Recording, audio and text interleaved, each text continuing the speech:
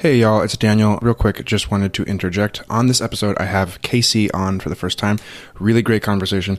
I unfortunately forgot to tell her to put headphones on, which is my bad. And so instead of going in and just cutting out where I talk throughout the whole hour and a half or so, I'm just going to use her audio. And so I'm going to sound, a little tinny on her end because it's literally recording her speakers.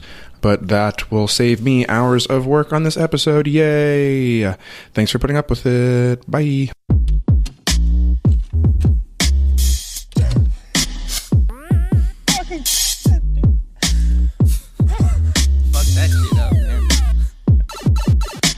I'm sick of all you sycophants, ignorance and miscreants, simpletons and little ants, trying to split their sentience. People peddle pestilence land, pipe on their settlements, and I don't think it was even food for it was excrement. Get your head in it, second wind represent white shit, kid, I never stepped in it. I reckon it's older than the New Testament.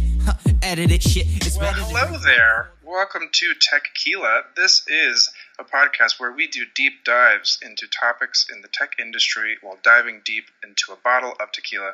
I'm your host, Daniel Regueira. With me today, I have Mrs. Casey, introduce yourself. Casey Mendoza. Hi. How's it going? Going pretty well. How are you? Good. So this is your first time on the podcast. We were supposed to have Ashley Robinson on of the Pretty Witty podcast, but she literally had a surprise party distract her from us or take her away from us. And I must thank her co-host, who has also been on this podcast, Jaina, for doing that to me.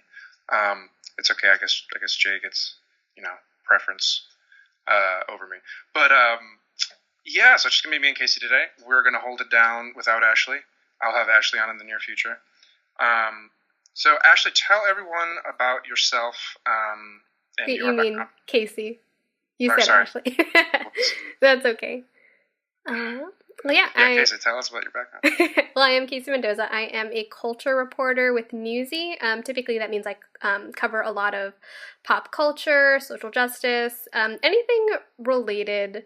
Anything that's like the intersections of like entertainment and tech, or like tech and social justice, or like tech and politics. So I recently did, or a year ago, I did a story on music streaming laws. So that is what got me interested in this topic. Yeah, I had Casey on, or I'm having Casey on now because we had an interaction on Twitter just talking about music streaming in general. And when we were having the interaction, I was like, this would be a good topic for the podcast. So here we are. So yeah, let's just dive right into it. The thing that Casey and I were talking about when we interacted was how artists are paid through different streaming services. So what I didn't know is that one, Napster still existed, and that two, they are the best for payout to artists right now. Is that correct? Yeah, that is, according to a report Digital Music News did. Napster, which I was also surprised still existed, compared to like Spotify, it pays like 5 cents to Spotify's 1 cent for like every couple hundred streams, or every couple streams. Which is wild. Yeah. Yeah, I didn't know Napster even existed. So how long did you use Napster? I want to say it was a little less than a month. It was right after I had finished testing Tidal. I was trying a bunch of different music streaming services beyond Spotify. So Napster I just tried out for a little less than a month with their free trial. Also did not know it existed. It's apparently also what Rhapsody used to be. So technically Rhapsody still exists in some form.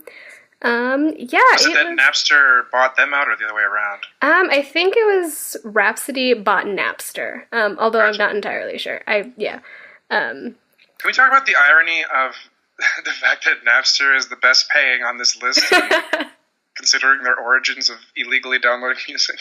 Right? That's insane. It's fucking funny. Yeah. I didn't realize that until a friend pointed that out the other day. Like, I was talking about doing this podcast, and they were like, Napster, you download things legally. And I was like, oh, wow, I never made that connection. That is super ironic. Mm-hmm. So yeah, that's a super about face on their part. It's almost like, if you think about it, they're paying amends, maybe, because technically, like, Napster is losing, like, millions of dollars for actually, like, paying their musicians and recording companies somewhat better. Yeah. Yeah, profitability is also really interesting. So Napster's losing money. We know, is Tidal losing money? Not that I know of. I know it's like, outlets have described it as, you know, beleaguered, because people aren't flocking to it as much as they thought it would. But I don't think it's losing as much money. I think Napster is apparently losing around like $7 per user, which is an insane amount of money. That is a lot of money. Yeah. So, but like losing money in this industry is, correct me if I'm wrong, is it not kind of par for the course? Oh, definitely. Okay. So then, who does anyone make profit? I guess Apple or Spotify might.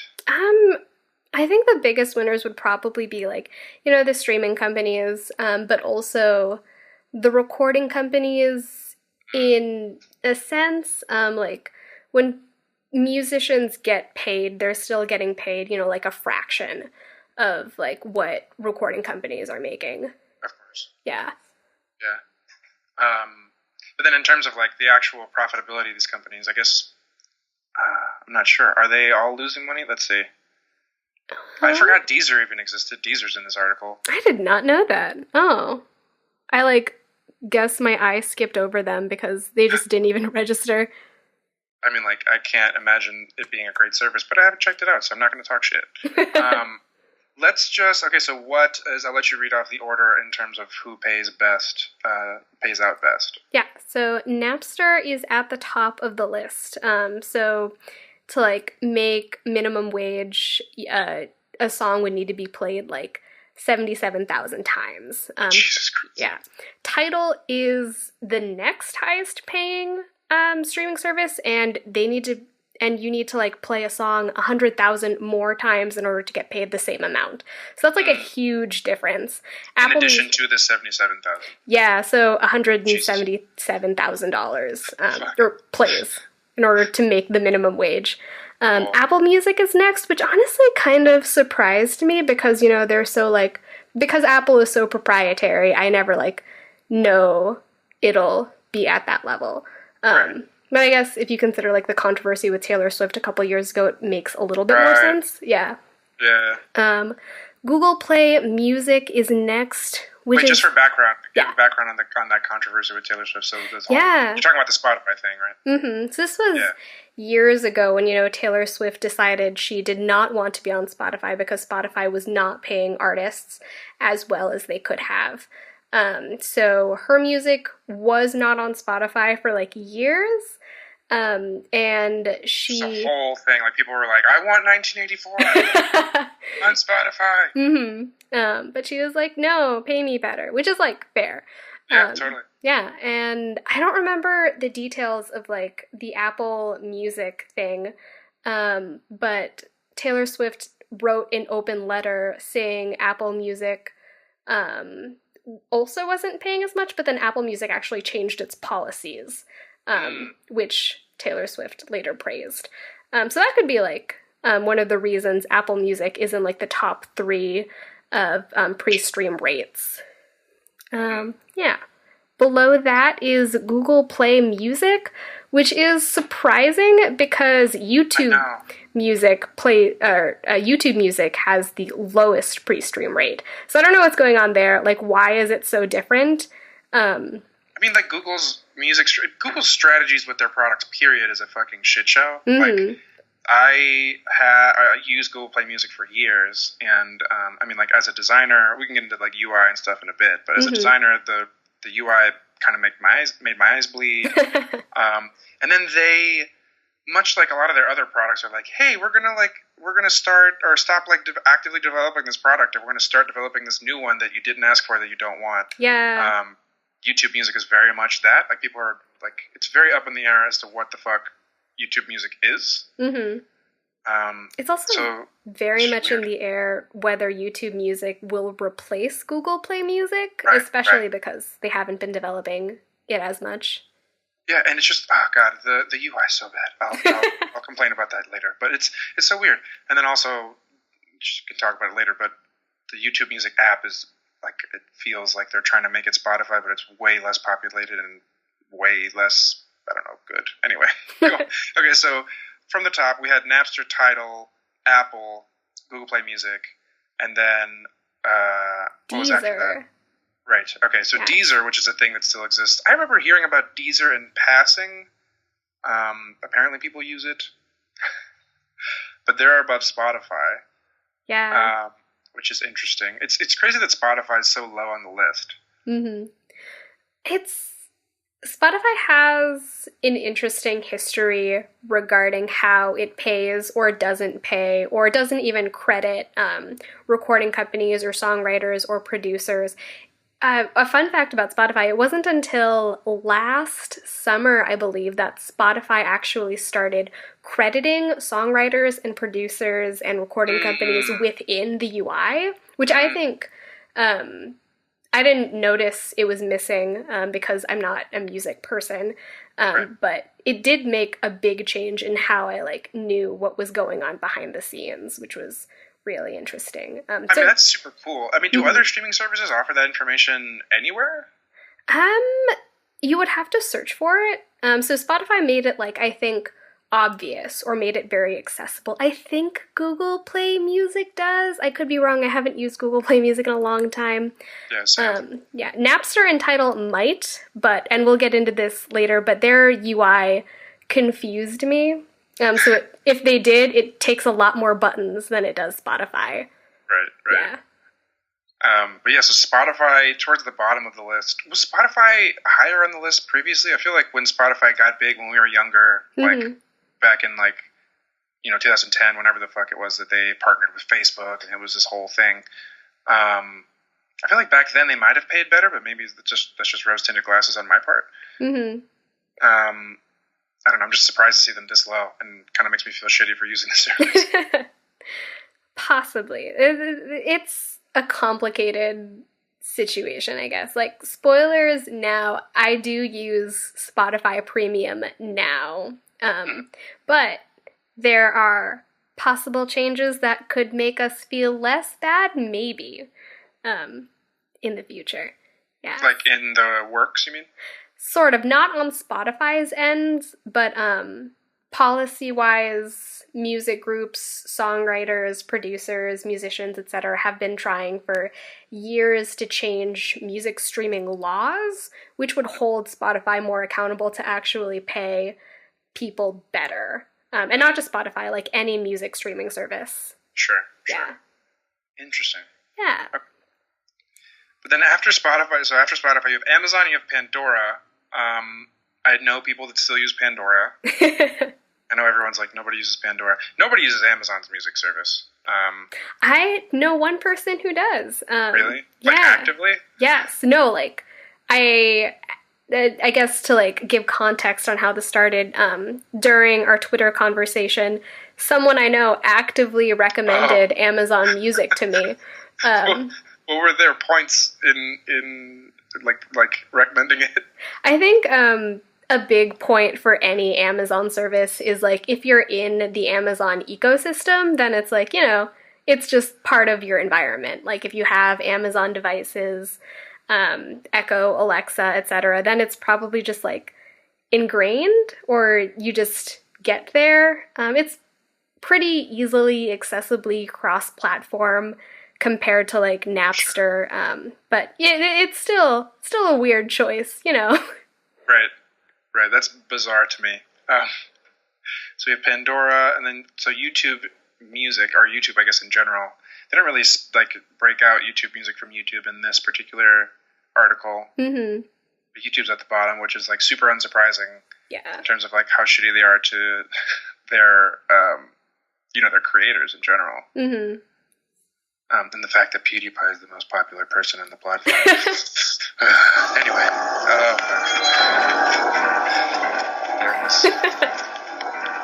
Is it drinking time? What? Is it drinking time? Was it? It is drinking time. Yay! Miss Mendoza, if you would mind counting down for me. 3, 2, 1. Salud. Yay. I was drinking before that, which is why my voice wavered. That's fine. I neglected...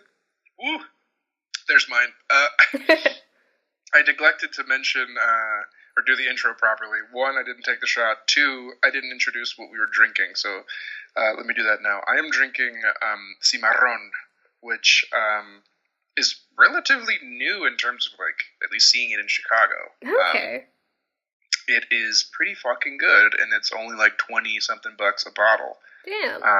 I'm running out of the Reposado, and I went out and I got the Blanco, and the Reposado, I haven't opened the Blanco yet, so I can't comment, but the Reposado is like fucking solid. It is good. I can tell that I'm not drinking shit quality stuff that's going to make me feel like shit later. So I can speak to the quality of this. Good bang for buck. What are you drinking? Well, I am much less thoughtful in what I've decided to drink. I'm drinking leftover brunch champagne, and the brand is unknown because, again, it's just leftover brunch champagne that I put in a mason jar and sealed. Nice. Surprisingly still sparkling, so that's always good. Yeah.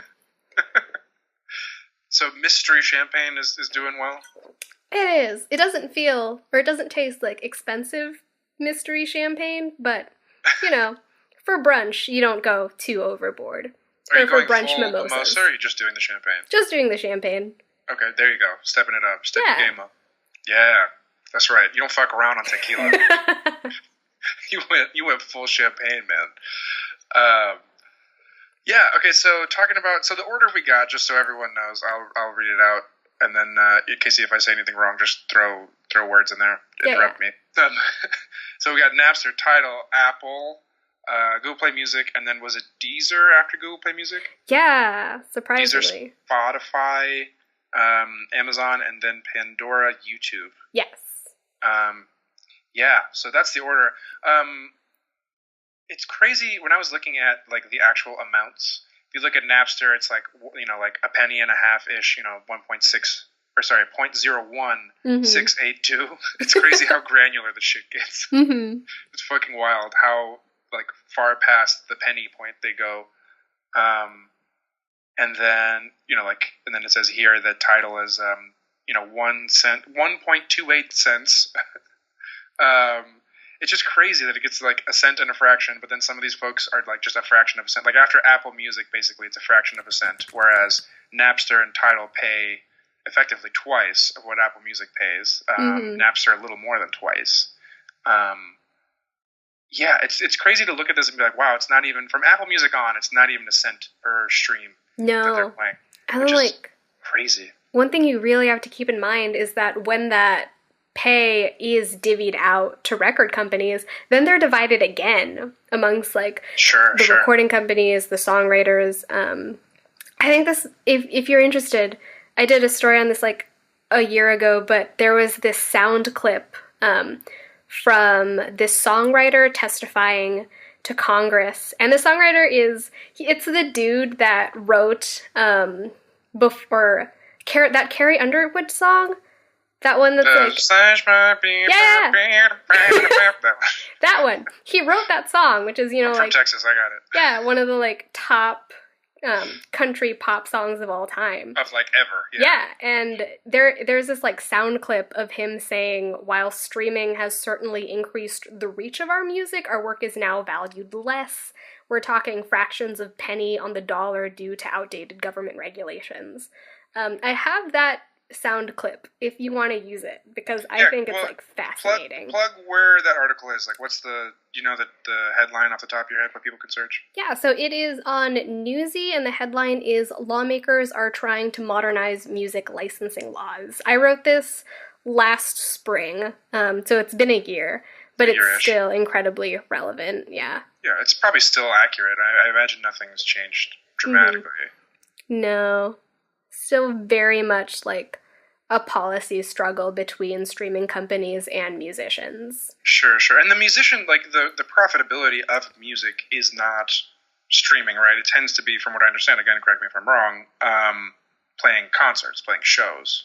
Touring, possibly buying albums, but even then that is tricky, because reach is important. Right.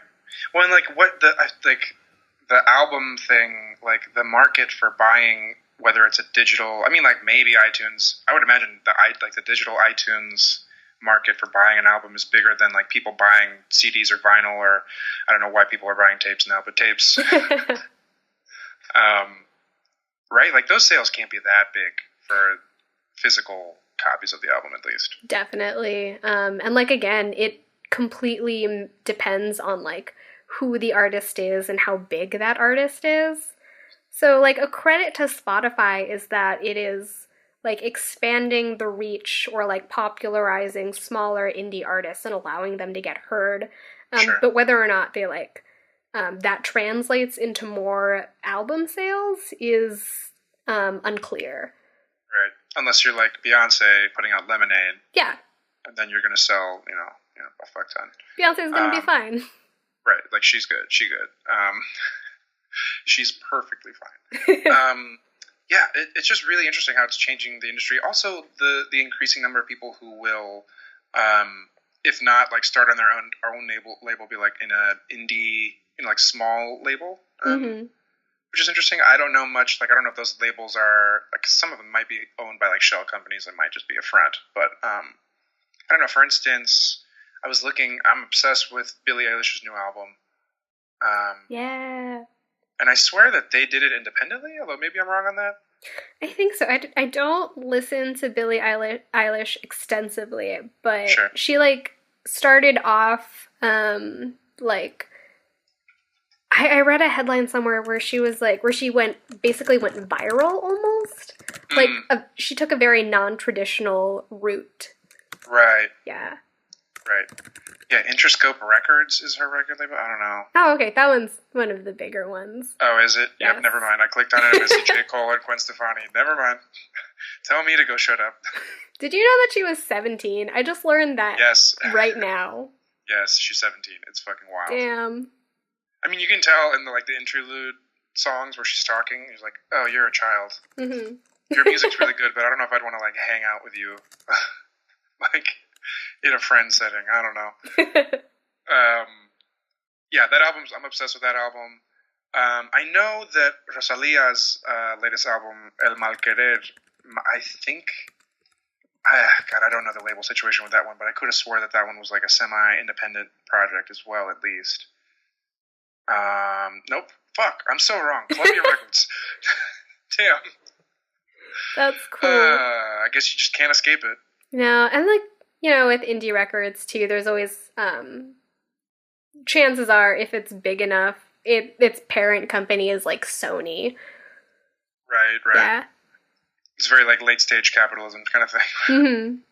Sony just owns everything. Yeah. Cool. Okay, so talking about these apps though, so we had that conversation. I jumped into Napster and because of this information, I want to like Napster so bad. So I get into it and I just can't with the UI. Mm-hmm. How did you feel about the UI? I think you said you had problems with it as well.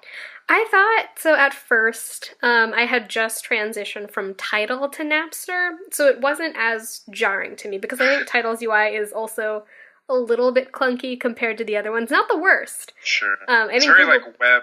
They try to put what would be a design for a full website on a small page. It's I don't know, it just feels weird. Mm-hmm. So Napster didn't feel too jarring, okay. but definitely compared to Spotify, it's very clunky. It takes a lot more clicks to get to pages you would most likely use. Right. Yeah. And their mobile app was weirdly sparse for me. Yeah. It you just mean didn't in content, right? Yeah, it didn't include everything I needed to know what I was listening to, or to be able to get to my playlists as quickly as I could on Spotify or even Tidal. Right. And talking about the UI, when you play a song, they don't have the God, what's the little minute marker guy called? I forget. The little time thing. Mm-hmm. The whatever that you can pull around. They put it just under the album art. Yeah. Which is really fucking annoying to pull around. Mm-hmm. I'm not a huge fan of that. They do have the like swipe down to close thing, which I like. I like that a lot, but that's like standard in the other, big boys. Yeah. The big apps. I don't know. It looks a little weird to me in general. The way they're trying to adapt certain designs to the small screen. I don't have any like huge complaints. So is Tidal worse than this? I haven't even looked at Tidal once. No, Tidal is better. Oh, okay. So, oh my god, it's been so long since I used Tidal extensively. And even then, I mostly used it on a browser. But Tidal was also fine. Compared to Spotify, it also took a lot more button clicks to like get to certain songs or certain artist information. But it was fine. It's fine. Yeah. It's okay. It's usable. I mean, like, everyone knows that it's meant for, like, audiophiles. Yeah. Folks who want, like, fucking, like, FLAC level shit. Like, studio. I think they're allowing streaming of studio level quality now. From what I understand, someone was telling me about this, which, like, yeah, I give no fucks about studio quality. No, you also have to pay so much more money. That's like a super premium plan compared to its, like, I think its base plan is... for the studio quality, you mean? Yeah, because its base plan is somewhere between $10 and $15. Gotcha. Yeah. Yeah, so the problem with Napster, for me at least, is, like, I like to... And this applies to Apple Music for me as well. I like to listen on multiple devices, like at work, on my phone, on my home computer, wherever I can. And Spotify for me kind of fills that niche because of the dedicated desktop app. And I was looking around for a Napster one, and I could not find one. No. Got to use the web app, and the web app won't work with media keys on the keyboard. No. It's kind of integral for me. I like that a lot. Yeah. I use the web app if you have to, I guess. Yeah. I have some Alexa-enabled devices, and there is no Napster capability for any of them except Chromecast, which is, yeah. But then, even then, like, you can only Chromecast it from your phone. You can't be like, hey, so-and-so, Chromecast blah, blah, blah. Which is highly unfortunate. But, like, all these, like, little marks against it, I think, like, could be... Oh, jeez. That was very sad. It's ridiculous how quickly 10 minutes goes by. Shall I count you down again? I can do it this time. Let me pour. I've yet to pour.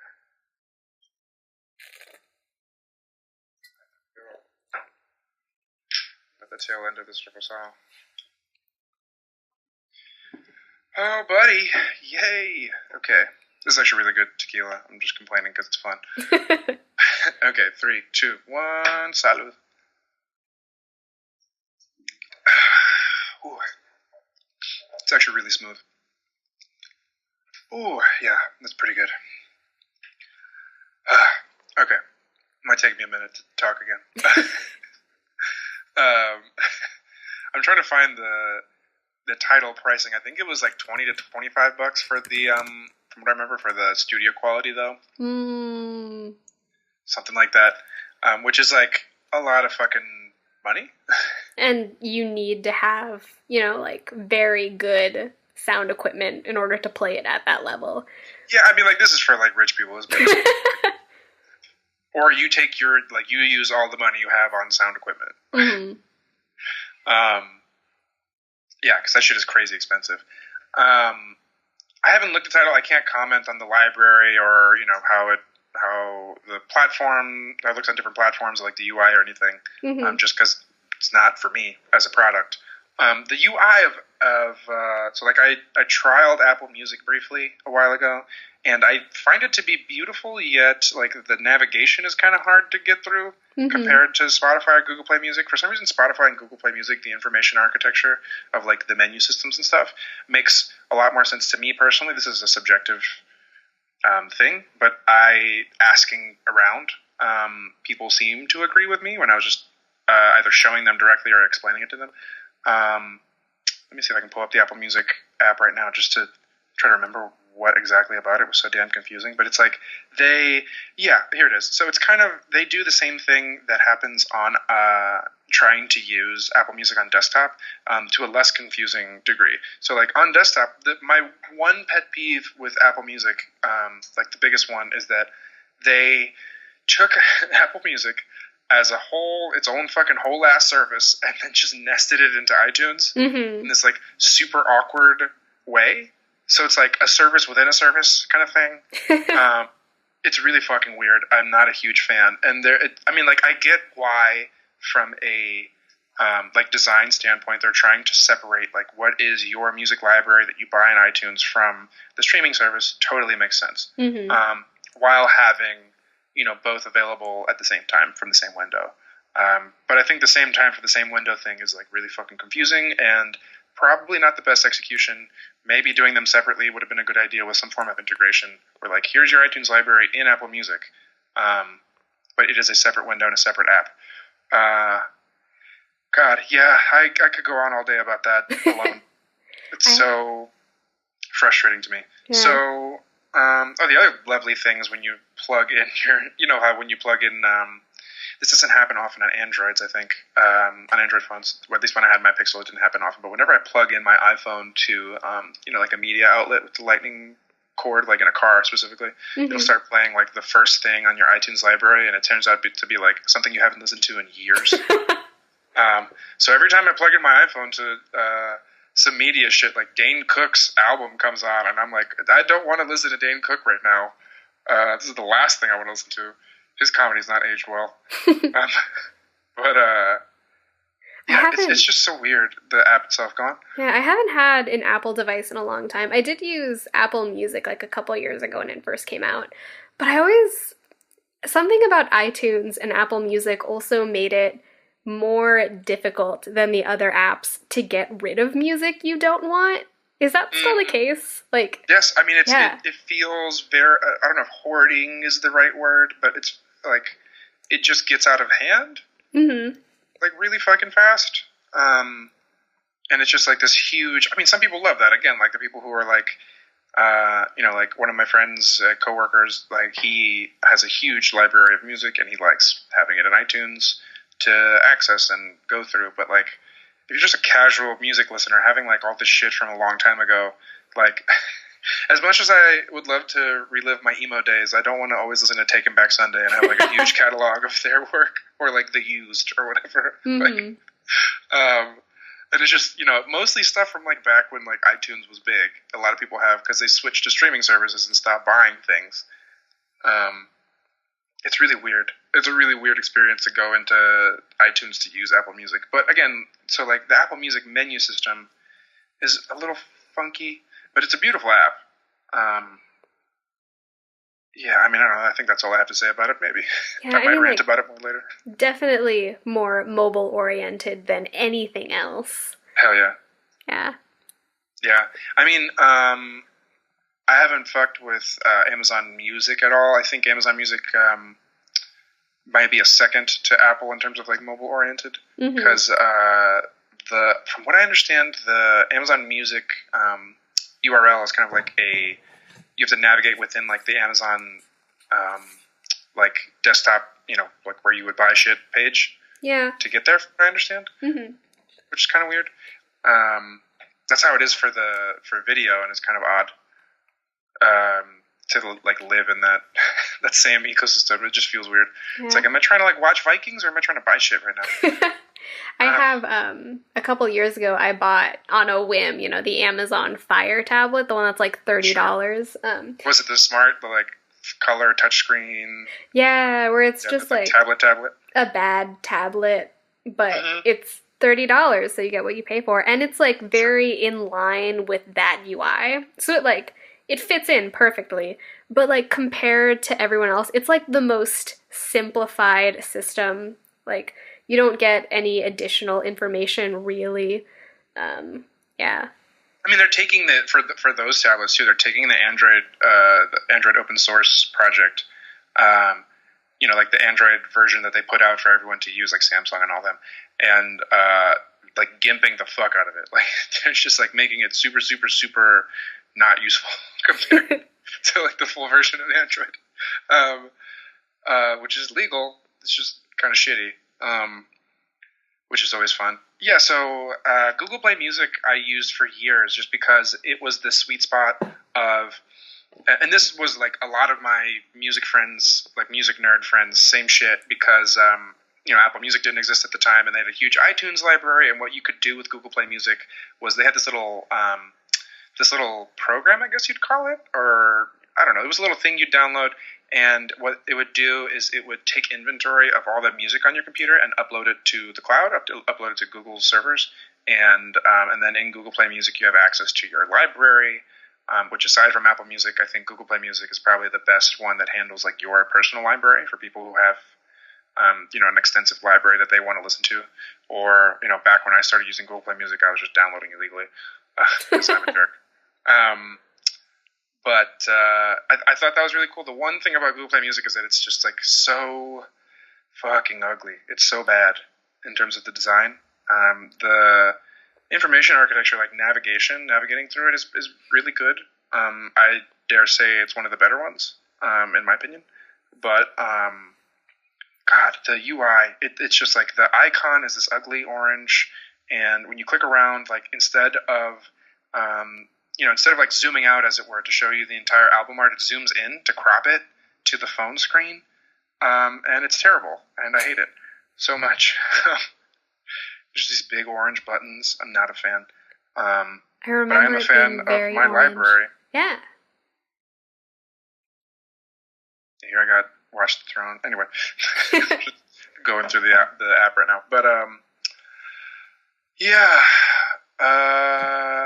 And then Spotify. I'm just completely monopolizing this conversation. You can also talk about what you feel about these, by the way. Of course. I haven't. So I have a Pixel, so Google Music is like in it already. The first Pixel or the second? The second one. The second. Yes. Okay. And I think one of the things I also hate about its design is that it looks like the same way Gmail would look. Sure. Which I don't want my music streaming service to look like. I don't want to look like I'm opening up an email, which I think is hilarious now that I'm looking at it now.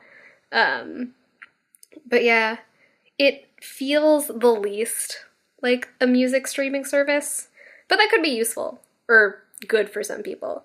Yeah. Or most people, I don't know, would care. Right. Yeah.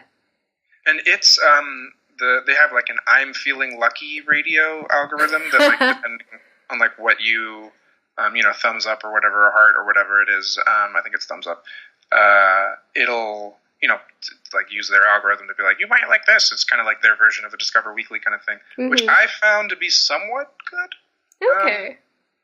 I don't know if you've used it in your experience. I found it to be pretty good, and generally they're like radio options to be more on point than Spotify or Apple's. Cool.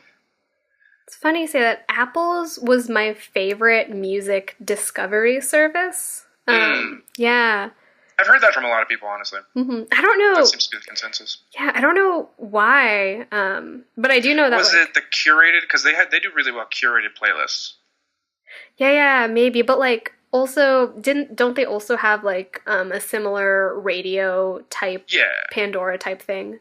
I think so. They also have what's really cool is what's it called? The Radio 1 or whatever.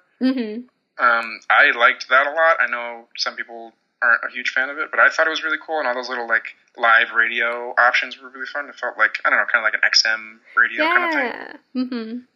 Fun to get that integration. Fun. But they definitely do have, I'm trying to find it. I swear they do have like an algorithm type thing as well. So you're saying theirs was good for you? I think so. Yeah. Gotcha. Spotify. But they also do really good like curated playlists. So Spotify, has obviously a lot of curated playlists. I feel like theirs are super hit or miss. I tend to use the curated playlist just for workout playlists, honestly.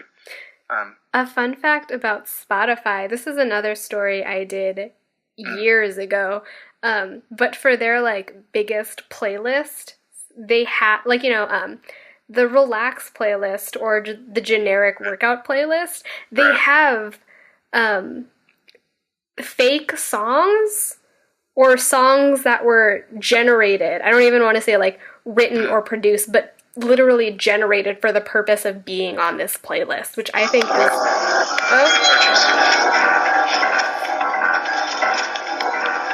So like post... That's crazy. So it was like, we have this playlist, we want you to write a song for it kind of thing? Sort of. I'll have to find my story. Looking for that now. They don't feel like actual songs. They feel like more like ambient type background music. Okay. So they're like playlist filler almost. I found my story. Also on Newsy, the headline is, "That Spotify playlist you're listening to might feature fake artists." So, you know, calm vibes, music for concentration, and peaceful piano. Sure. Yeah. Sure, I've seen that one. And they do it for like a pretty shady reason, like to lessen their reliance on royalty fees and music labels. So that goes back to like Spotify's history with record companies and paying for their music. Sure. That's soundboard. That is... Oh, hold on, soundboard. It's trash. There we go. That's pretty shitty. That's fucking wild, though, that they're able to... So is it like computer-generated type shit? Is that what we're talking about? It's tricky to tell. Like, it was never... This was from 2017, so I don't know if they've changed it. They were definitely called out on it. Even though spokespeople from the company did deny those claims. But... who was it? It was originally reported by Music Business Worldwide. But it was very, when I wrote it, unclear how that music was being written. The way shady music. We don't even fucking know if it's like, you know, computer generated, or if there's a person or what. I listened to some songs and they definitely felt computer generated, or just like, you know, generic, I guess. It's like a neural net wrote this, or something more basic even. Mm-hmm. Interesting. I gotta take the shot. You're just over there sipping, chilling. Yeah, I've been sipping like throughout. There you go. Would you mind counting me down? Yes. 3, 2, 1. Salud. Okay. Ooh. Oh, burn. Okay, starting timer. It's actually really good tequila.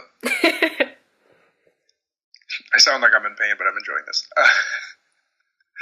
Just how you should enjoy tequila, honestly. The tequila's great. Tequila's the best. If I'm going to take a shot of something, tequila's the best. I love my rums and whiskeys for like sipping. Mm-hmm. But man, there's nothing as smooth as a tequila shot. People are like, yeah, man, dude, like Jameson. Fucking Jameson's disgusting. If you like a Jameson shot, you're wrong. This is better. Yeah, no, I'm not shooting whiskey. I'm sipping on whiskey. I'm shooting tequila. Also, tequila cocktails are amazing. Okay. Anyway, so have we gotten everything off our chests? We're trying to say. Yeah, the only services that allow you to upload your library. Again, that's not a big deal for a lot of people, but you know, it was Apple and not Spotify. God, Spotify's so bad about that. Yeah. It's just like a joke. It's like literally a meme. I feel like it used to be better when it first came out, but now there are just better ways to do it. Mm-hmm. Yeah. Mm-hmm. So you are not on Napster, right? No, I stopped before the free trial ran out. And for me, the biggest issue was just like, it had the smallest music library. So like, for example, I was writing about Aretha Franklin a month ago, and they did not have Aretha Franklin's album Amazing Grace, which is one of her top-selling albums of all time. So after that, I was like, this can't handle like what I need to use a music streaming service for. So that was, what is the phrase? Upsetting. Yeah, basically. It's bad. That's wild. So I imagine that album was on, you know, like Apple and Google Play Music and whatnot. Yeah, it was on every other music streaming service that I had been using or playing with at the time. That's wild. I mean, I'd imagine that would lead to even more profit losses when they can't necessarily afford it. Mm-hmm. That makes sense. Yeah, that sucks though. Like when you want to use the option that pays the most to artists, or in this case, labels. But at least you're trying to downstream it to the artists. You're trying to do your best. Mm-hmm. Trickle down economics is fucking us all. Yeah, I don't know. It's really hard to make that decision when the library is so limited. Mm-hmm. God, especially when like Spotify in general, and I think this is probably true of Apple Music as well, and to a lesser degree, from my experience at least, anecdotally, Google Play Music. But they're such good discovery tools, like you were saying earlier, that like people use. That like there's more discovery now through these than there was before. And that's a really big deal, but there's less like profitability for artists, which really sucks. Yeah. I mean, like what I tell people now is if they really want to support artists, streaming services won't do it directly. Like even if you try using Napster, like again, I use Spotify now, but if I discover an artist I really do like, I will pay for their music outside of it. Sure. Like on iTunes or something, or what? iTunes, Bandcamp, if they have a personal website, like that's the best way to directly pay for their music. Sure. But it depends. Right. Yeah, I imagine, obviously website would go directly to them. Yeah. Mm-hmm. Yeah. God, it's complicated to navigate around, especially with the industry being so, I don't know, that like everyone being gobbled up by labels. It's hard to navigate that like as a consumer. Mm-hmm. And you're trying to consume as ethically as possible, but it's really hard to a lot of the time. I don't know. Yeah, Spotify seems to still be the best service. I'm sticking with it for now. I've like occasionally dipped into the Napster app while I still have the trial. Mm-hmm. I don't know. It doesn't really. Is this a Hispanicism? Do you say this in English? Can you say it doesn't call my attention? Yes. Okay. That's a thing in English, right? Oh, yes, I think so. Okay. Or at least I understand it. No me llama la atención, and I was like, that's not a thing in English, I don't think. It doesn't call my attention at all. There's nothing about it that like screams out to me, like whether it's like how cool it looks or how well it performs, or like the library or like discovery. There's really nothing that I'm getting out of it other than the fact that it pays out more. Mm-hmm. Which sucks because I want to use it. How much does it cost? Is it the same as everyone else, like $10 a month? I think so. I'll check that right now. I feel like a lot of this podcast is me like, I think so. That's most of this podcast is us being like, yeah, I'm pretty sure. Now I'm on a camera and a microphone. I'm not sure if I want to be recorded saying that, though. Oh, yeah, it's $10 a month. Yeah, that seems to be the standard. Yeah. That's the other thing is that, like, with the competition, they're being kind of priced out as well. Mm-hmm. I imagine, this is something that they could consider, I guess, is like if they had the same library as a Spotify, as a, Apple, as a Google Play Music, they could maybe charge like $5 more or something, and people, because it pays, over twice than Apple does, that people could use it, and be willing to pay that. I mean. Mm-hmm. I wonder what it's like on their end to try to negotiate those contracts with music companies. Like, right. Do they take that into account when they get music onto their platform? I know nothing about that, but if they did have the same music library, I would continue using it, but they don't. Sure. Yeah. Sure. Yeah. Oh, yay, happy things. Yay. Spotify does seem to be the standard. I mean, like, even, like, my musician friends, like, lean on Spotify. Mm-hmm. It's just kind of, like, the status quo, I think, right now. Mm-hmm. Then you got YouTube Music. God, I could go on about Google's weird product lineup shit. That one's like almost messaging apps. Oh my goodness. Almost like unnecessary to mention because I don't know anybody that uses it. I mean, like, for some reason, I have not. So, like, I kept paying for Google Play Music, and then because it, like, grandfathered in YouTube Premium together with both, I don't know if it still does. Maybe it still has both together.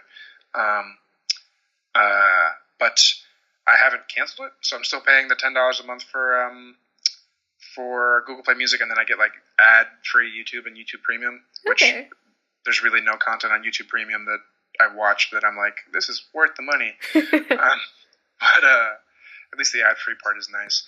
But, yeah, so I have access to YouTube Music, and I've, like, looked at it maybe 3 times, and again, nothing calls my attention that I'm like, this is fucking cool. It's just, like, the same shit as YouTube, but, like, partitioned into another app. Like, I am so confused. It's so well thought out sarcasm. Not great. Does it include video? This is a weird thing, but that was another thing Tidal tries to do, is that Tidal also features music videos alongside music. Does YouTube Music do the same thing? YouTube Music, so here, let me open it up. The last time I dipped my toes into it, there it is. It would have, like, the option for the song or the music video, and there was, like, you would click, here, let's see, let me just click this and see what happens. Yeah, so I get the video, I click, finesse Cardi B and Bruno Mars, and so there's a little toggle on the top where you can toggle on and off the video and just do audio. And I think that's how they handle it, yeah. So I toggle it, that's the audio, toggle again, there's the video, little Chromecast option. Yeah, it's pretty straightforward. It's just like, here's a bunch of music videos. You can toggle on or off the video, like if you're streaming. That would be preferable, I imagine, if you're on data. But, like, otherwise, it's just really bare bones. There's really not much in terms of, I mean, like, it has whatever YouTube has, but then whatever they have to go in and, like, catalog as quote-unquote official, music by artists, not uploaded by some dude, some person who decided to upload a song that was not theirs. So I don't know. It's just really odd. Basically, they're like, this. You watch these things on YouTube, so we're going to throw it into YouTube Music. So it's like Tame Impala, like Cardi B and shit is just showing up that I've watched recently, but nothing like new artists that are cool. Just there's recommended music videos at Brockhampton. Yeah, so it's like, will you listen to these artists? We're going to throw this in there. Yeah. I don't know. It's bizarre. It's weird. I don't know how to feel about it. It's super weird. They have some playlists here. Do these playlists have videos? This is great audio content. Oh, God. That is the fastest 10 minutes I've ever experienced in my life. Jesus. I'm out of champagne now, so... man. You're drinking alone now. Sorry. Oh. Yeah, so, like, they have some playlists that are, like, no music videos, and it's just, like, album art. Okay. It's weird. It's bizarre. It's not well thought out. It's not a uniform experience. It's really fucking weird, and it's super bare bones. The UI is trying to look like Spotify because it's a dark background. Scroll sideways for some things, like Spotify has done in the past. Apple Music does that, too. Yeah, I don't know. It is really not worth using, in my opinion, and I don't know what the fuck they're doing. That would be why no one uses it, because it's not worth using. Go figure. Okay, I'm going to take the shot alone, all by my lonesome. Sad day. Okay, 3, 2, 1. Tristeza. Anyway, okay. Ooh. The Reposado smoother. I just switched to the Blanco. It's a little more, it's a little more spiky, as people say. Okay. In terms of alcohol. It's a little more prickly on the tongue. Okay. So real quick, I wanted to throw in a house ad. Those of y'all listening, if you like this episode, if you've liked previous episodes, I'd really appreciate it if you headed over to the Patreon. It's patreon.com/TequilaCast. Just $1 a month is all I ask. For the first 30 folks who do the $1 a month, I'm going to give y'all a shot glass with the new logo that I'm working on that will be revealed soon. I'm super fucking pumped about that. After that, it will be a higher tier thing for the shot glass. So if you get in early, you get a shot glass. So do that. Again, that is patreon.com/tequilacast. Okay, cool. Thanks.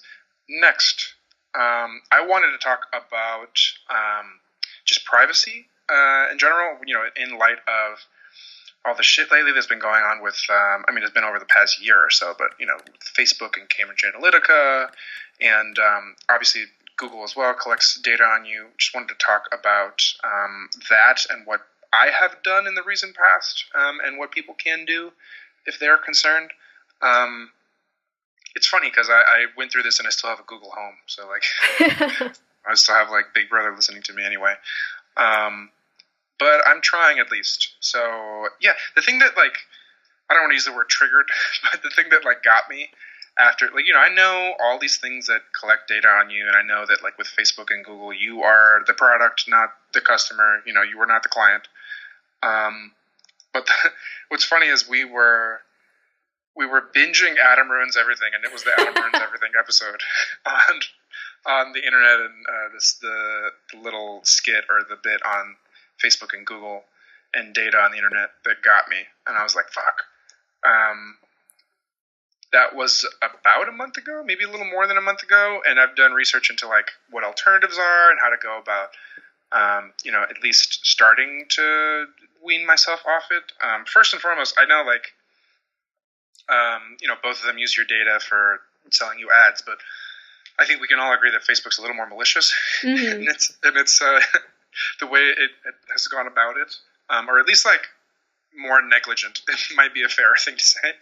Far more negligent in the way they use your data, with the whole Cambridge Analytica thing, and like ruining democracy. But so nonchalantly, right? Exactly. Just throwing that out there. So what first and foremost, I don't think anyone should have the app on your phone. Even if you have an iPhone, that app tracks as much as it possibly can about you on your phone. Don't have it on your phone. That's like step number one. Don't do that.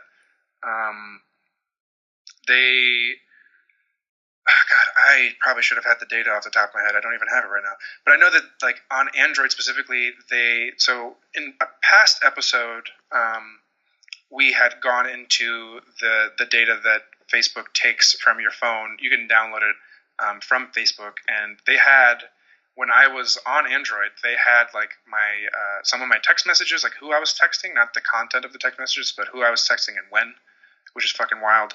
And a lot of shit like that, just from having the Facebook app on your phone. I know that there were similar issues with the iPhone app as well, so I just uninstalled that shit. Yay! But do you have the Facebook app on your phone? I no longer do either. I still keep the Messenger app just because that is how people reach me sometimes. But I know that I have an Android phone, and because you used to be, or you still can, but this was terrible. I used to have my Facebook Messenger app as my default text messaging app too. Oh, I had that for a little bit too. Yeah, so you could which is probably why Facebook had that data. Then I got squeamish and turned that off and got rid of the app, and yeah. What's crazy is they, for me, had that data before I even turned them on as an SMS app. I went back into, which is fucking weird. Okay, that's weird. Yeah. Yeah. And then they had more data on when I had, obviously, as my SMS app. Mm-hmm. But God, I get the appeal of making your SMS app because you have all your fucking communications right there. Mm-hmm. I mean, I've made the point in the past that Facebook Messenger is kind of the aim of our generation now, at least, because everyone's on it and it's just really easy to find everyone, and it's too fucking convenient. The things that I have not been able to quit, through the platform are the Messenger. I still have Messenger on my phone. I still use it on desktop, and events. Events are so important for just whenever friends want to throw parties or whenever we're doing things together or whatever. Yeah. What I have done to keep myself at least going to the main Facebook website on desktop or mobile is what you can do is in the events tab on the Facebook desktop portal, there is a way to, and just Google it if if you're looking into how to do it. But what you do is effectively you can export, and it'll be like a live feed effectively, but you export all your events, like all the things you're invited to and whatnot, in a link. And the link, you import it to, whether you're using iCal or Google Calendar or whatever, you import that link, and all the events that you are invited to will show up automatically on your calendar. And then if you click it and open the link, it'll take you to the event. You can say no, but it'll show up automatically on your calendar, so you don't have to, quote unquote, be on the Facebook, the Facebook like website to constantly like look at your events and stuff. On top of that, in conjunction with that, right now I'm using, like, Facebook came out with this event-specific app. So I don't have the Facebook, like full app, but I have this event app, and I have like restricted all the fucking permissions I can on the app just so it doesn't have shit on me, and I just look at it to like say yes or no to events and stuff. It's literally all I use it for, and thankfully the only notifications it shows you are the event-related ones. And so that's my way of still staying plugged into Facebook events, which are really important to me and to a lot of people. While not being on the platform itself, I've kind of like soft quit the rest of the platform, basically. Like, people can message me on Messenger, and people can do events with me, but otherwise I'm not on the platform. I did not know you could export Facebook events. I will have to do that, because that's honestly like the only reason I ever check like the browser app. Right. Yeah. The hardest thing that I still can't quit is I have Facebook groups, like friends from college, that like, and we tried to like use different apps. Like we tried to use this one called Band. And there used to be an individual Facebook app for it. But that individual Facebook app is gone now. We didn't like Band just because it wasn't as pretty. So that is like another reason I still use the desktop app or browser. Is it also like hard to navigate kind of thing? Like not well laid out? It was fine. It had too many bells and whistles that made it like complicated. Whereas like, Facebook is really good at being streamlined and showing you what you need to see in like a very streamlined space. Right. Yeah, it's hard to navigate all that. What's interesting with the like I did the events thing a long time ago that auto populates on my calendar, and that already like allowed me to kind of like disconnect from Facebook a little more. Mm-hmm. And it's super great to look at your calendar and just have all the Facebook events there, and then like so I'll pull it up just to describe what it's like. But I use Google Calendar still, and so I go to Google Calendar and I see. Like one of the quote-unquote my calendar options on the side will be, Daniel Rigueira's Facebook events. And so if I have that activated, it'll show me all the Facebook events in whatever color you want. And if you click on it, it'll show you the, like in the description, it'll pull the Facebook description, it'll pull the location, it'll pull the time and date and all that stuff, obviously. Mm-hmm. And then at the bottom of the description, it has a link to the event itself, which is really nice. If you haven't blocked Facebook like I have on desktop, and you can click on it and, say going, not going. Obviously, if you say not going, it'll, within like an hour or so refresh your calendar and you won't have it on your calendar anymore, which is really nice. Because like a lot of the time you get invited to things you're not going to, so you have to go to Facebook, be like, I'm not going, and then eventually once it refreshes on your calendar, it'll finally, get the fuck off your calendar. But overall, this has been a good way for me to stay off of Facebook while not like hard quitting. Like friend of the podcast, Chad Michael Innes, he's like hard quit, and kudos. I can't. I respect that, but yeah, it's hard. I mean, like it's also like my main communication tool with some of my family in Cuba. Mm-hmm. Like I could email them, I guess, but like fuck that. I don't know. Now that's like my entire communication with my parents is via Facebook Messenger. Sure. Yeah, just because they're also on like their iPad or their smartphone more than anything else. So it's just convenient for, yeah. It seems, and like that, again, to my point earlier, it's like the kind of like the AIM effect. It's so, because like everyone's on it. it's like so useful for that reason. Mm-hmm. As awful as the platform can be with your data, it's just it's almost to the point of like a utility of sorts. There was this crazy story from a couple weeks ago, but similar to like Messenger, they're like light version. So Messenger Lite. It was found out that a couple weeks ago, passwords were being stored in plain text. Of course. I know, which is insane, and it hurts the people who like need the light version the most. So people on like that cheaper, slower those of you devices. That don't know, sorry to interrupt. Those of you that don't know, the light version was kind of like marketed as it's light because it has less features, but it's also like a less large app. Mm-hmm. And is meant to be used in developing countries where data is really expensive, and so it uses as little data as possible to send messages. It's the whole point, and to download the app itself. So that's why it's the light version. But of course, because it's meant for developing countries, people don't care about their privacy. No. That's great. Cool. I'm glad I learned that today. I'm happy. I'm so sorry. So it makes me feel good about the world. You'll be taking another shot of tequila soon, so. Yeah, that'll make me feel better. It always does. Yeah, it's just hard, man. Like, again, I can communicate with my family in Cuba through email, and if I have to, I will. Or some other app. They use this app called IMO. Mm-hmm. Literally the only people I've ever heard using it are Cuban people. I don't know why. I don't know why they're like, do you have emo? I'm like, no one asks me this but Cuban people. And it's just this weird podunk app. It's not good. It's weird. I'm not a fan. So I'm like, bro, just message me on Facebook Messenger. I know you have it. So, yeah, I don't know. Facebook Messenger is the easiest way to keep up with them other than email. When you correspond with people via email, it feels like you're writing to people in ancient times because it's not a messenger. Like, it's like the digital version of writing letters. It's just weird.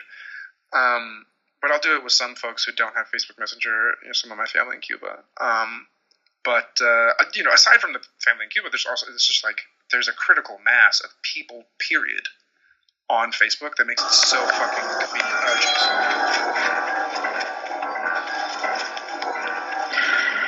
Speaking of that show. Yeah, it's just the convenience factor. So, I mean, this whole segment, I was trying to have a conversation with you, Casey, and also just, like, talk about, like, weighing the convenience of certain parts of Facebook or Google and, like, what one can do to at least, like, start protecting their privacy, like I have over the past month or so. Mm-hmm. Yeah. I'm going to pour the shot. Have you tried anything aside from that to like, reclaim your data? As it were. Sort of. Instead of like reclaiming my data or like trying other services, I guess like, because I'm also like now apprehensive of any free sort of platform.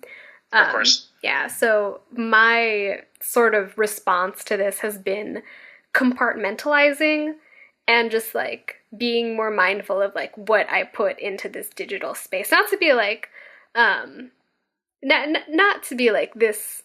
I don't know how to describe it. Shot, by the way. Yeah, not to be like the snobby, like, oh, I don't use Facebook Messenger, or like I am very, I guess it's like the term mindfulness has like a sort of snobbish connotation to it. It has like a meditation connotation. Yeah, like I'm still using tech, and I'm still using these platforms, Sure. But I'm compartmentalizing like what I feel safe having on these platforms and what I'm like you're, to be crass, you're not like sending nudes on Facebook Messenger. No.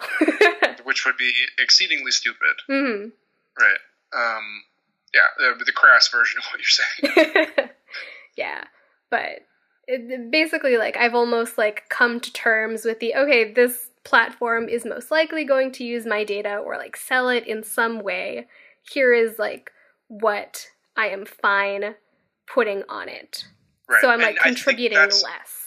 That is a very smart and nuanced way to go about it. And not only that, but like the most, when I say smart and nuanced, I mean smart and nuanced in a like realistic way. Like because like telling people to not use these services, period, is just not realistic. Like, no. Good luck phasing Facebook or Google 100% out of your life. The way that they dominate the internet right now, that is fucking impossible. Yeah. I will get to that in a bit as we go down this list of things.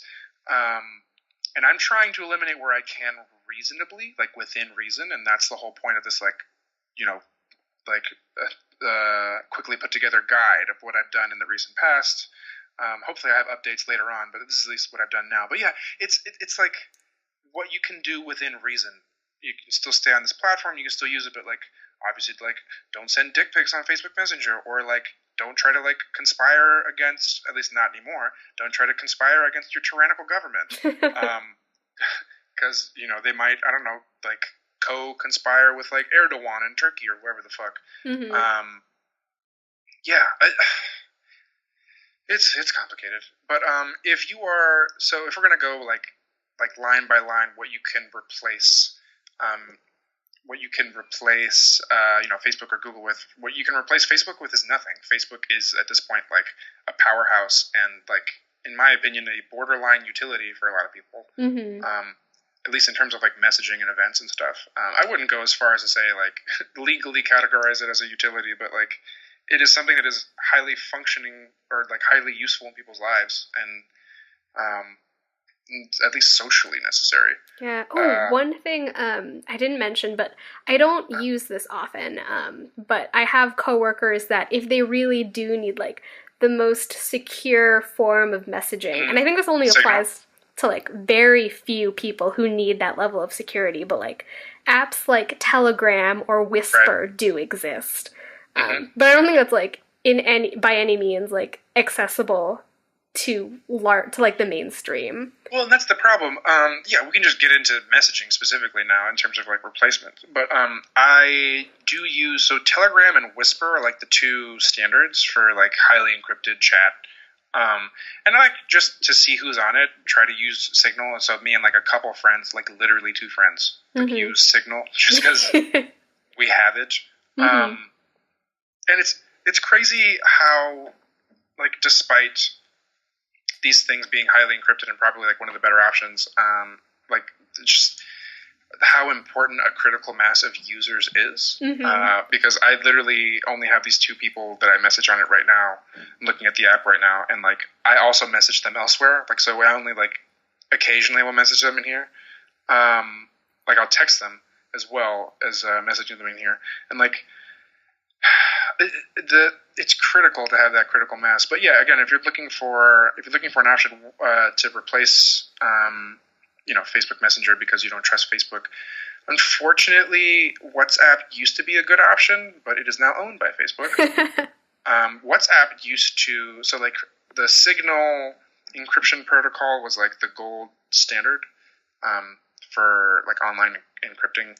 And WhatsApp implemented at least a portion of it such that all of the conversations were default encrypted. But since Facebook has taken over, it's kind of a little sketch, like what is happening. So, I would not trust WhatsApp to be encrypted at all. So, yeah, unfortunately, as useful as WhatsApp is, again, talking about utility, WhatsApp is also really useful for people in other countries. I don't know why people in Cuba don't use it. I guess it's not available. I haven't talked to them about it. They like that emo, though. It's really weird. It'll be hard. Like, my personal suggestion, if you're into encrypting your conversations, would be Signal. But good luck having that completely replace Facebook Messenger. If you're the type of person that will drag people onto the platform, then by all means, do that. But yeah, Signal and Telegram are like the standards at this point. Then talking about the other stuff. So there's this one website that I was kind of sourcing how to replace Google, which is like also really fucking hard. Oh, yeah. There's this site, Restore Privacy, that I was just looking at like alternatives to Google products. So what I have been able to phase out is, interestingly, Google Search. What I use now instead of Google Search, and I highly recommend this, is this website called Start Page. If you go to their website, they'll give you like a good breakdown of what they do. They literally, it's just startpage.com. They're based in the Netherlands. They literally just, as you search something, will pull Google's results. Their little thing, where is it? how we made search private, blah, blah. And their little blurb here on their website is, you can't beat Google when it comes to online search, so we're paying them to use their search results in order to remove all trackers and logs. So basically, you get Google results without Google tracking you, which is fucking awesome. That is, I love that. I'm going to start using that. And it's for free. So this is like my default search engine now, like on my phone and on my computer. So I highly recommend Startpage. Super great. And then there are other options, but I don't really fuck with. Like, you can use like DuckDuckGo, but DuckDuckGo, for those people who are like super, super, super into privacy, they will record search terms, and then like if, I don't know, for some reason like the American government is after you, they'll give their shit to the American government. Unlikely to happen in the near future, but you know. Yeah. With the way things are going, maybe we never know. So there's that, and then for Gmail, obviously you can't phase out Gmail entirely, but Gmail is probably, if you're talking about privacy and Google looking at your information, Gmail is one of the biggest contenders, even more so than search, because they say they don't now. I don't trust them, but they say that they don't have their computers, you know, their bots, like comb your emails for marketable information anymore. They used to, though, for years. And it's like one of the biggest treasure troves of user data is Gmail. And so obviously you need a Google account to have like an Android phone and shit. And I'm not going to like get rid of my Google account, but I'm trying to start transitioning to like a more privacy based, obviously paid for solution. And the two that I recommend with that, actually, Casey, I should send you this article that I'm going through just so you can see everything I'm seeing. Yeah. I will link you in the chat. How do I expand this chat? That's how I expand this chat. Here we go. Linking. Send. Okay. Unexpand. Oh, cool. So, yeah, with Gmail, the one I'm using, they have it listed here. I'm using one that's based in Germany called Tutanota, which they have a free account that you can use, but I'm using the paid account just so I can use it with my URL. Like I have a URL for my portfolio as a designer on my website, and I have a website associated with that URL, and I pay them, I think it's like 14 euros a year or something like that. Or sorry, a month. That is way different pricing. It's something like here we go, 12 euros a month, which is, whatever, it's 144 euros a year, about 160 bucks-ish a year, to be able to use it on your own custom website if you have one. The free version is probably good enough for most people. But they have, like, encryption options on the email, which is really cool. I don't use that because you have to, like, send a password to someone else. It's a little cumbersome, but if you need encryption, it's there, which is really cool. Okay. And the iOS app is like meh, and then I don't think that there's an Android app. So aside from Tutanota, the one that I would recommend is, and it's really well known, is called Protonmail. That one is made by the people at the CERN laboratory in Switzerland, the particle collider lab in Switzerland, which is fucking wild. Probably need privacy.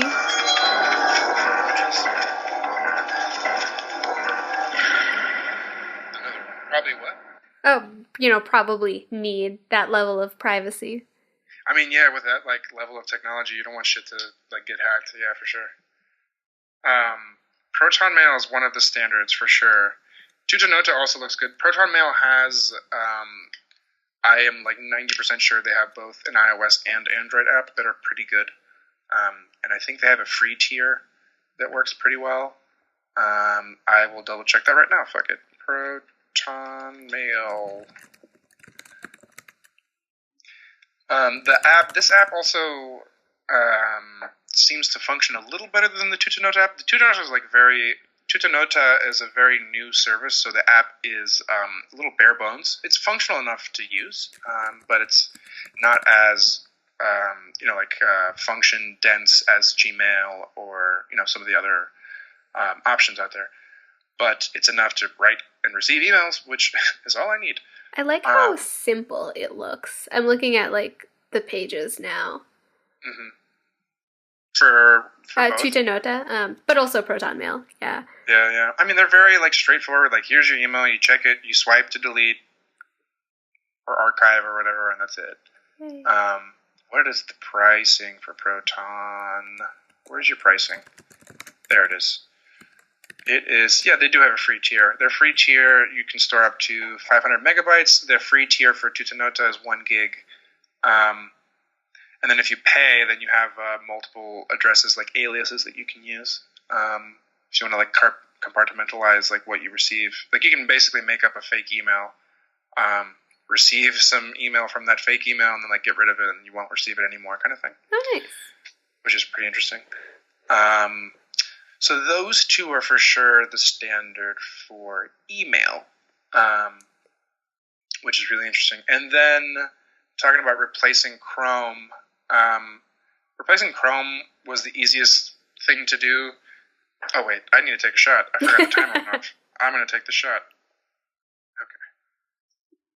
Yes, in terms of at least for Chrome, which I do still use, especially for work, like sure, Firefox is a really good alternative, or at least what I'm using right now. Yeah, open sourced and private. I think, in fact, that was like a very, from what I remember, like not very recent, but like relatively recent. You know, since Firefox's existence, at least, like a relatively recent, God, I always forget. I'm also semi-drunk. What's the difference between pathos and ethos? I forget. I think ethos is the word I'm looking for. Ethos is like ethical. Pathos is like emotional. Yeah, I took high school debate. Thank you. Yeah, like they've changed. Like before, they were just like, we're a browser, use us, and now they're being like very privacy focused, which is really cool. I think in the past couple years, and Firefox has a lot of really good ad blocking and like cookie tracking blocking built into it, which is super good. And it's the more usable option of the two that I would recommend. And it's the one I'm using now. My one complaint with it, and you as a Chrome user will understand this, if you're using Chrome on mobile or desktop or whatever, there is like, when you try to bookmark something, there is one directory, right, to bookmark. It's just your fucking bookmarks. For some reason, in Firefox, there's like 3 directories. So I'll pull it up now. There is, let's see, there is a bookmarks toolbar. There's a bookmarks menu. I don't know what that means.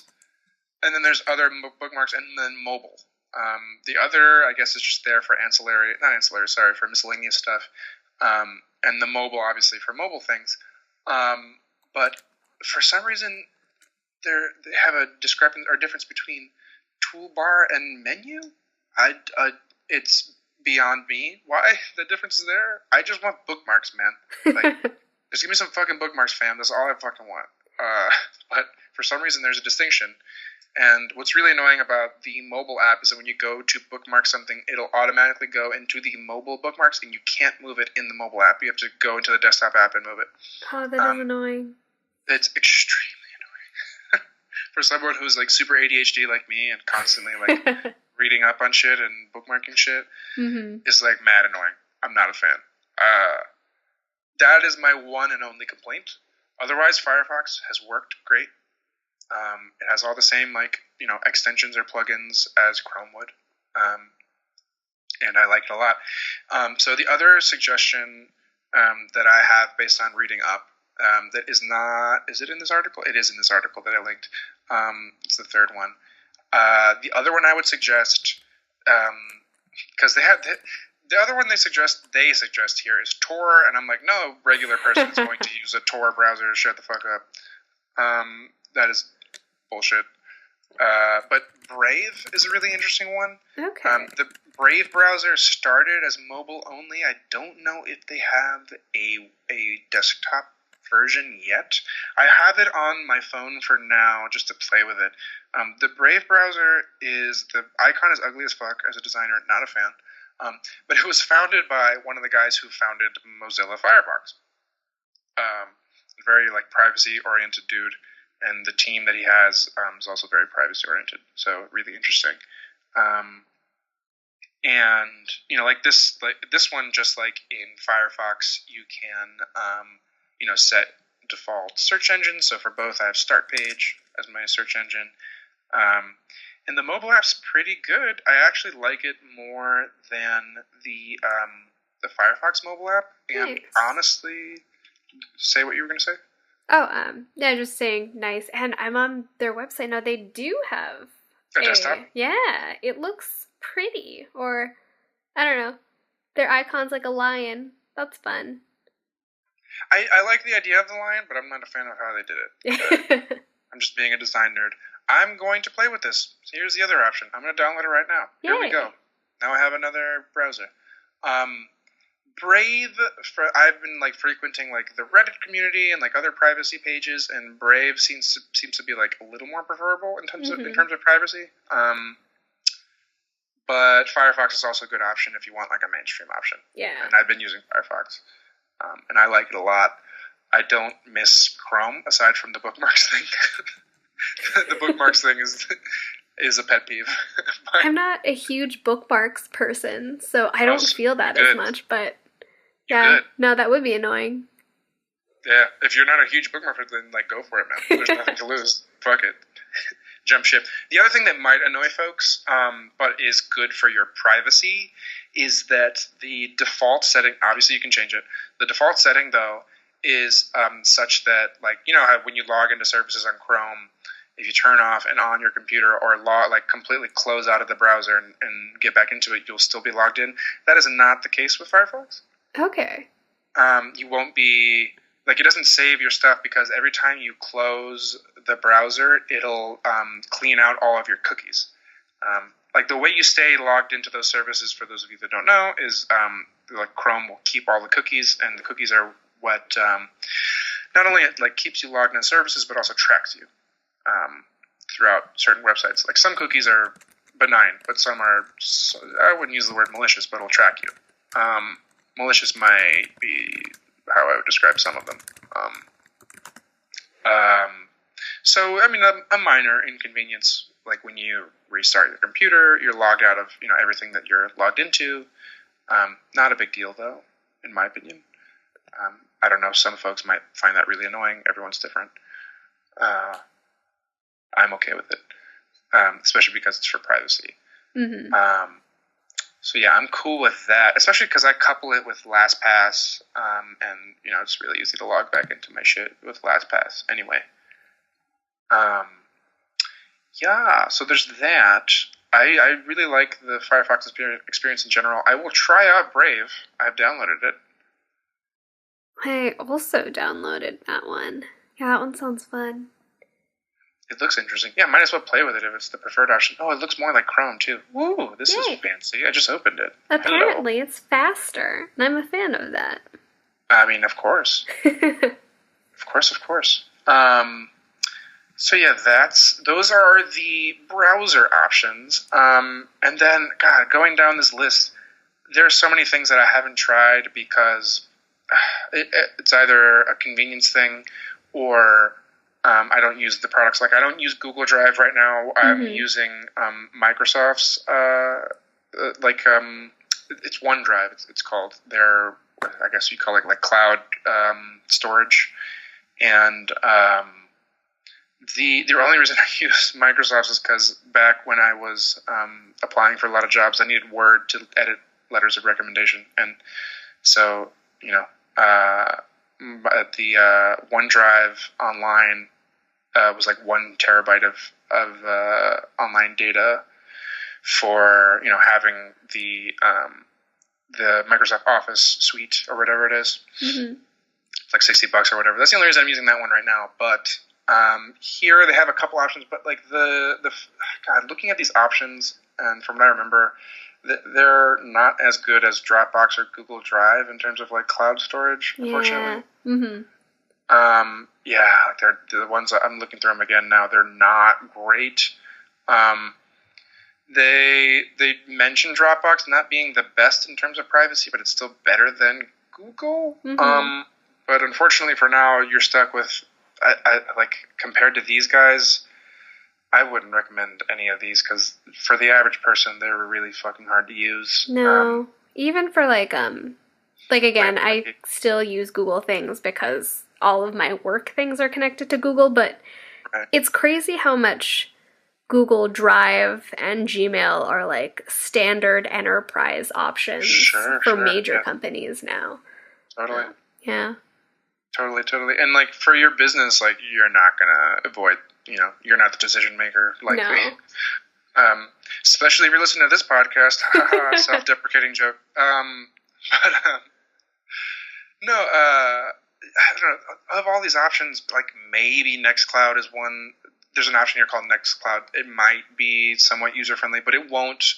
The problem is it won't integrate with a lot of services you're looking for. Like, for instance, on iPad, the only cloud services of the iPad, at least currently in iOS 12, on the iPad Pro, especially the one that I'm using a lot, will accept is, the big boys, Microsoft, Google, Dropbox, iCloud, obviously, that's their service. That's it, from what I remember. So a lot of these won't be supported, unfortunately. So it's a little rough in this area. And then moving on to Google Calendar alternatives, I have not played with any of these. I know that there are really good ones because I have had conversations on Twitter with folks. Oh, jeez.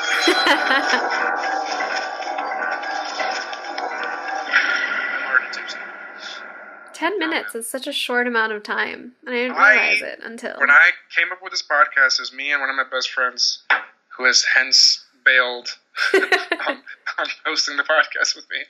But he's busy. I don't blame him. But we were like 10 minutes is like a good midway point of like being semi-coherent but also semi-fucked up. It's kind of the point. Okay, I'm going to take this shot and then we're going to keep talking. Okay. Oh. It's hard to talk through the burn. I feel especially bad with like Google Calendar because I'm almost like, at this point, my life is on that. So if I were to transition, it would be the biggest hassle. I feel you. Mm-hmm. I feel you.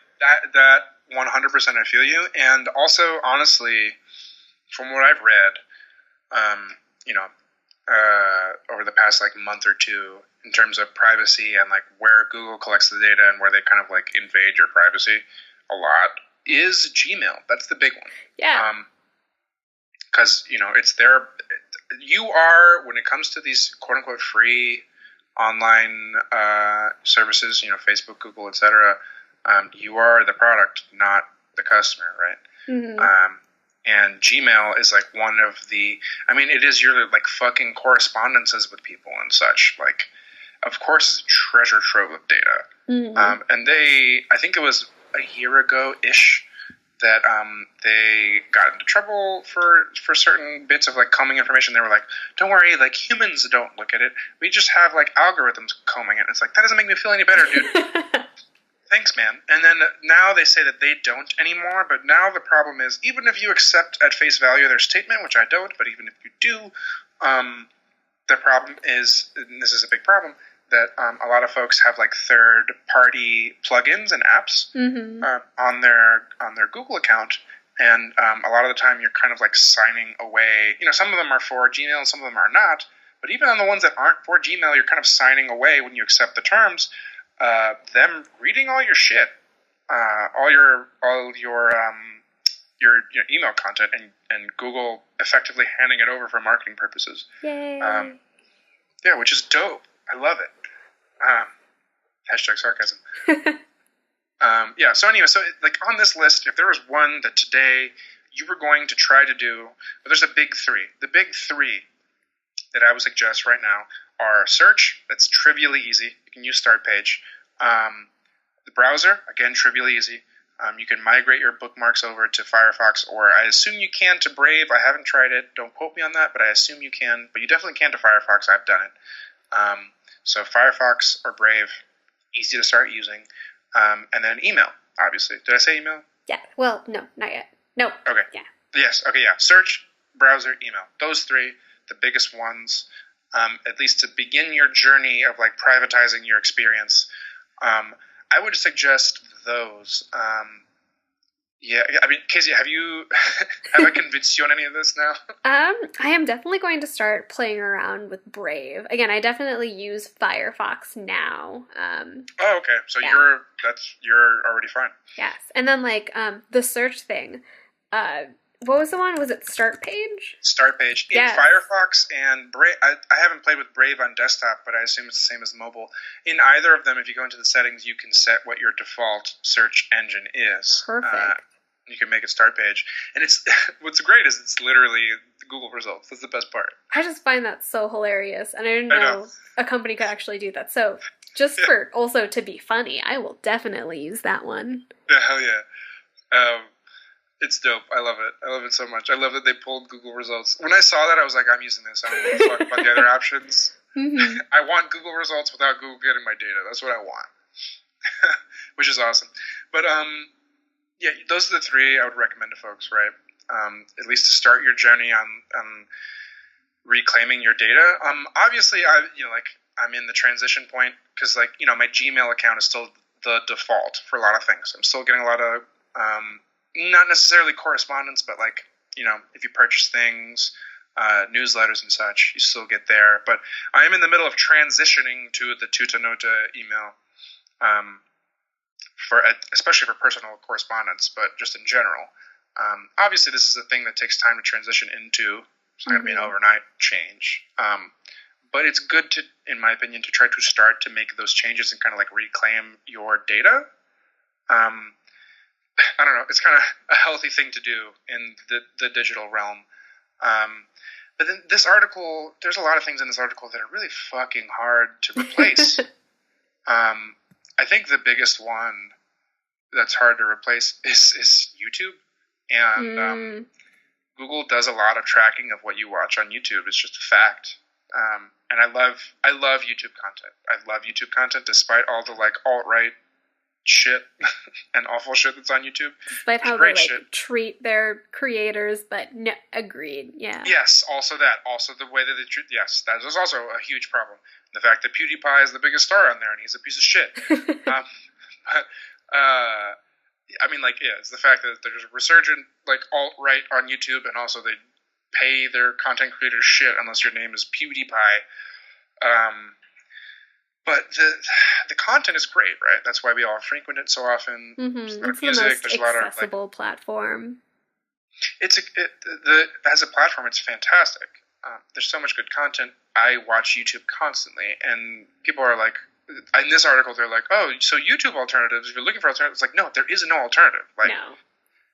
It's Vimeo. Sure, people can upload their videos there, sure, but you cannot create a following in Vimeo as much as you can on YouTube. YouTube is unfortunately irreplaceable. Mm-hmm.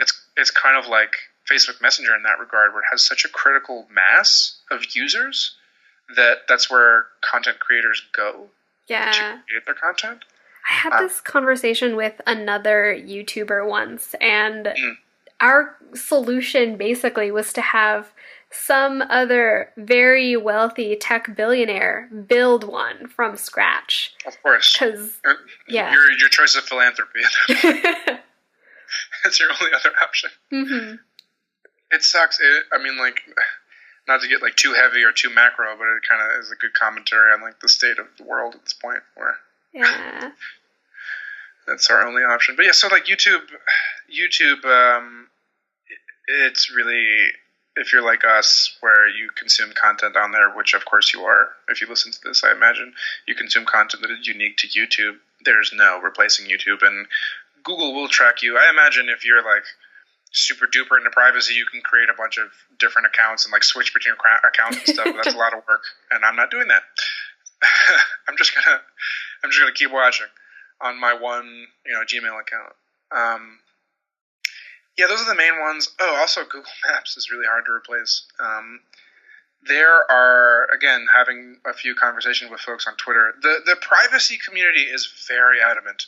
If you start tweeting about privacy, you will get 20 comments on your tweet, immediately. They're no, use this, no, use that, no, use this. And I love y'all. I appreciate all the outreach. For Google Maps, they gave me this option called, what is it, OSM and Maps? It's on this list here that I linked to you, Cassie. Or Casey, sorry. That's okay. I'm sober. Yeah, so Casey, if you check out the Google Maps section, the top one is OSM and. Just very easy to say. Yeah. And the app, you don't have to download it. I have it. I'll talk about it. It is functional, but it looks very much like Google Maps 1.0. Aww. You know what I mean? Like, yeah. It's not great, and it's very, like, feature lacking, unfortunately. I've tried to use it on and off. It's really hard to replace Google Maps, though. That's something I didn't even think of, but probably a big one in regards to, privacy. Yeah, hell yeah. It's your fucking location. Of course. It sucks that it's such a great utility. God. And the other options here that they list, I would personally not recommend. Oh my god. Okay. This is the last one I'm doing. I'm calling. Especially since I'm alone. I'm so sorry.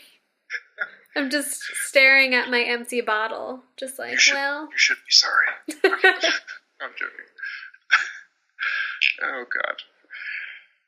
Okay, yeah, this is the last one I'm taking. I'm like semi-lit at this point. I need to calm down.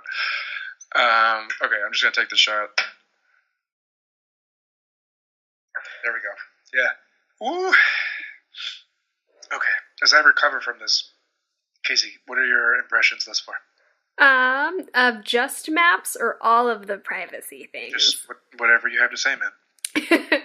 I don't know. I guess, another thing that we sort of touched on is that, when you have to, privatize or, go to all of these different platforms, you are spreading yourself out, and then, the infrastructure is no longer as unified, which is a big deal breaker for a lot of people, I think, especially people who, are in the Google ecosystem or in the Android ecosystem. It's, really hard to, separate everything, which is what you would need to do. I mean, I was and still am to a certain degree a Google fanboy, so I feel that, yeah, hardcore. I mean, and God, it's a two-sided coin, right? Of it's great to live in the same ecosystem because you get a lot of great features out of it. A lot of Google Maps and Google Assistant. Once it knows your commute, will be like, hey, you have to leave now to get to work on time, kind of thing. Yeah. Every day my phone is like, your commute will take 11 minutes. And I'm like, that's cool, but a little creepy. Yeah, exactly. When I was still in college, I was in this advertising creative program. And Google Now, which was the precursor to Google Assistant, dropped when I was in that program. And me and one of my friends now, she's a friend of mine now, but we had just met and we were doing a portfolio piece on Google Now and the Nexus 7, which is a really old tablet, Google tablet, together. And the way that we decided to design it was just this really creepy. I think it was. I don't remember if it was before or after, but it was effectively Slender Man is what we did, and it was this being that would point. We did stop animation with construction paper, and it would it'd be like, hey, you need this umbrella because it's going to rain. I'm reminding you. I want you to know that, the figure that I imagined before you said Slender Man was the Duolingo owl. Oh, that would be so cute. As, Infinitely also better. creepy and, watching you. It's, a great meme right now. Here's an umbrella. Yeah. That is, I think that still holds true with Google Assistant, right? We were, it was probably not great for our portfolio project, but we were having fun with it. And we were like, yeah, it's a little creepy, so let's touch on the creepiness, but also how useful it is at the same time. It's just this slender, faceless being giving you things. Yeah, I don't know. I think that's an apt analogy still. It is. It's an app. It is a physical assistant. You mentioned you had a Google Home, yeah. Oh my god, and then Google Home is a whole other thing. God damn it. It's a whole other thing. No, but again, like talking about the, like you're saying, the ecosystems, like it is very easy and convenient to live in either the Apple or Google ecosystem. And not only the problem with that is that, Apple's business model is not selling your data, thankfully, but you're still buying into a duopoly, effectively. A tech duopoly. I mean, like, if you look at phones, like, what other options are there other than Android phones or iOS phones? There are none. Microsoft phones are fucking dead in the water. No one uses those. So it's crazy because, like, yes, we have all this convenience, right? But we're also trading off, like, a very competitive, fun, like, bottom-up market for a very top-down market. Yeah. Unfortunately. And I think having stuff like this, like Brave, Firefox, etc., Start Page, whatever, helps create a more like competitive sort of. As lefty as I am, like would love some government regulation here. Like I do to a certain degree believe in like consumer choice and stuff, and like if we were to use these more often, I think then the big players would be like, oh, that's what people want, let's do that. And obviously it would lead to a better ecosystem for all of us. Yeah.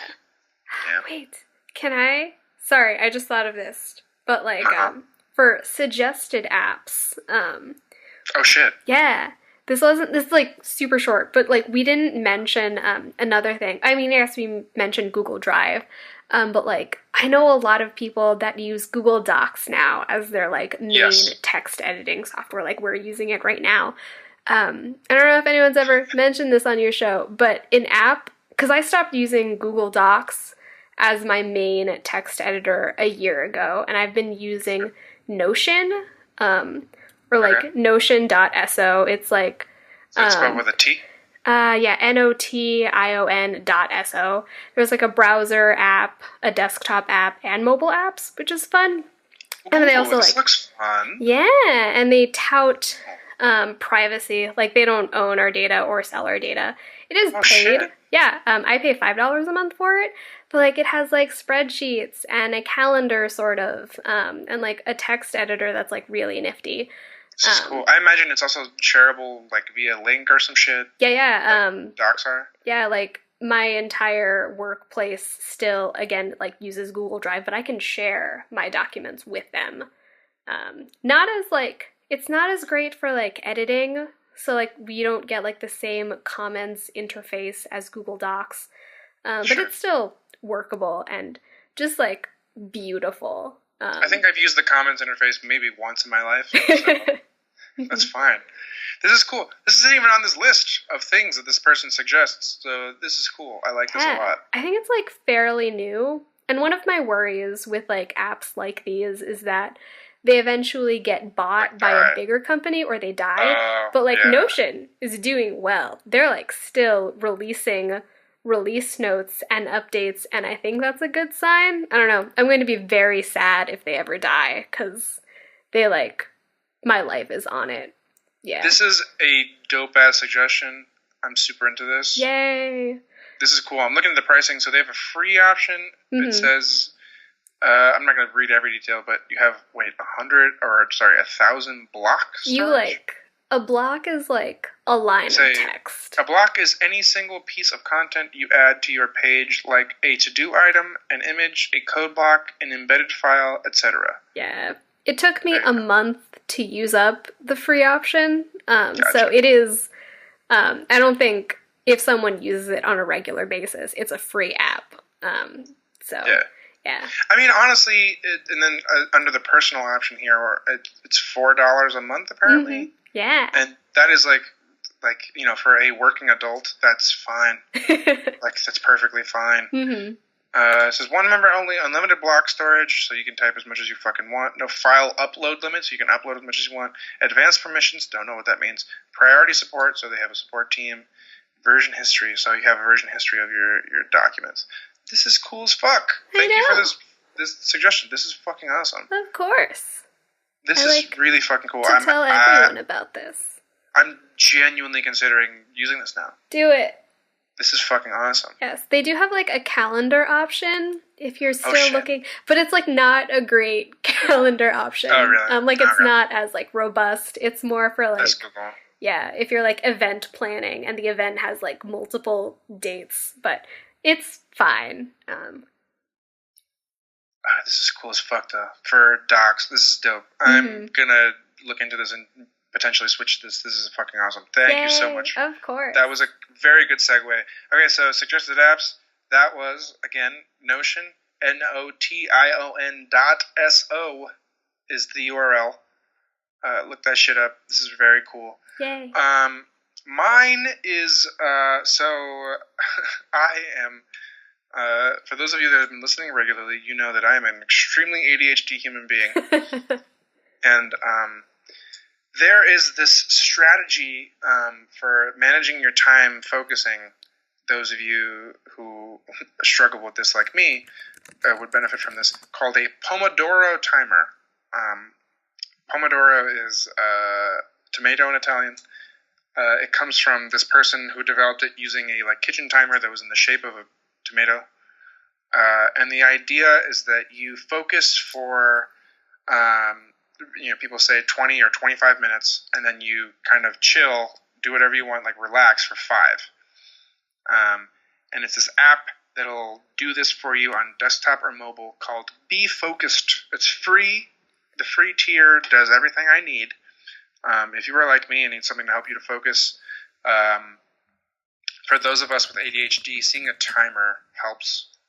Sit down and actually, it gives you enough anxiety to sit down and work on stuff, but not overwhelming anxiety. And I highly recommend this because I've been using it for the past 3 weeks now, and I love it. I use it at work. I use it at home. They have mobile apps. They have desktop apps. They have an app for Mac. I don't know about Windows. I assume for Windows. I'll double check that now. But yeah, the Pomodoro timer in general, if you don't want to use this app on Windows, if they don't have it, there are others.